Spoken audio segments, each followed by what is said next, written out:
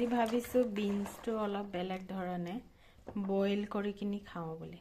বিনছটো এনেদৰে টুকুৰা টুকুৰকৈ কাটি এটা কুকাৰত নিমখ অলপ দি গেছত দি দিম 3টা হুইচেল মাৰালৈকে। তাৰপিছত কেনেদৰে খাওঁ আহক চাওঁ।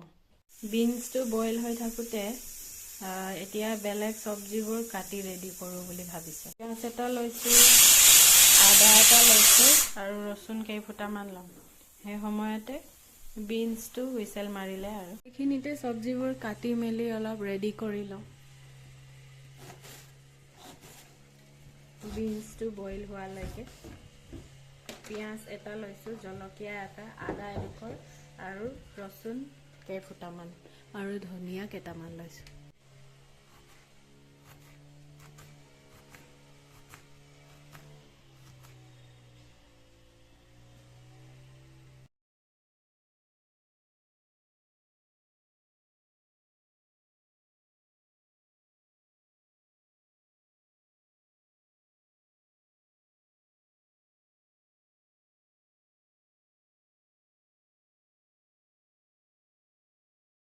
কুকাৰটো খুলি বিনছটো চাওঁ বইল হ'ল নে নাই। বিনছটো বইল হৈ গ'ল। এতিয়া পানীখিনি পেলাই দিওঁ।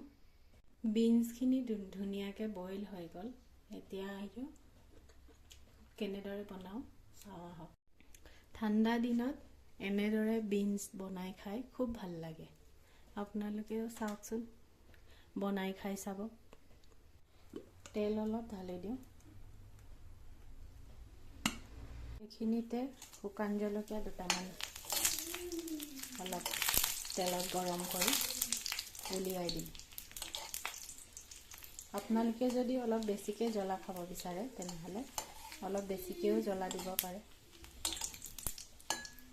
সেইটো এতিয়া ভাজা হৈ গ'ল, উলিয়াই থৈ দিওঁ। জলকীয়াটো উলিয়াই থলোঁ। এতিয়া পিঁয়াজখিনি দি দিম সেইখিনিতে আৰু ৰচুনটো দি দিছোঁ, আদাখিনিও দি দিছোঁ আৰু জলকীয়া এটা কাটি থৈছিলোঁ সেইটোও দি দিছোঁ। এতিয়া অলপ লৰাই দিম। একচুৱেলি ইয়াত কেঁচা গোন্ধটো খালি নোহোৱা হ'বৰ কাৰণে অলপ তেলত চাউতে কৰি লৈছে। আপোনালোকে যদি পিঁয়াজ, ৰচুন, আদাবোৰ যদি কেঁচাকৈ দিব বিচাৰে তেনেকৈও কেঁচাকৈ দি খাব পাৰিব। এইখিনিতে চাউতে কৰা হৈ গ'ল। ইয়াতে বিনছকেইটাও দি দিম। বিনছটো অলপ লৰাই মেলি মিক্স কৰি একেলগে উলিয়াই দিম।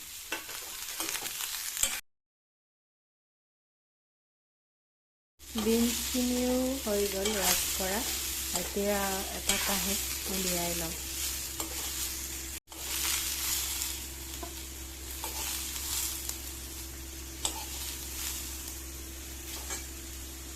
সোৱাদ লগা হৈছে। এইটো এতিয়া আপোনালোকে ধনিয়া লগাই এনেকৈও খাব পাৰে আৰু পিটিকা নিচিনা পিটিকা কৰি কিনেও খাব পাৰে। মই বাৰু পিটিকা বনাই দেখুৱাই দিছোঁ আপোনাক। ইয়াতে মই এটা বাতি লৈছোঁ, তাতে নিমখ অলপ আৰু শুকান জলকীয়া এখিনি লৈ পিটিকা কৰি লওঁ। ইয়াতে বিনছ কেইটামান লৈ লৈছোঁ। এনেকৈ পিটিকা কৰিও আপোনালোকে খাব পাৰে বা যেনেদৰে মই ভাজিছিলোঁ ঠিক তেনেকুৱাও খাই খুব ভাল লাগে।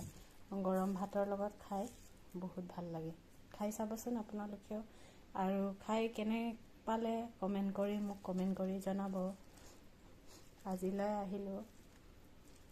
ভালে থাকক সকলোৱে। Bye bye.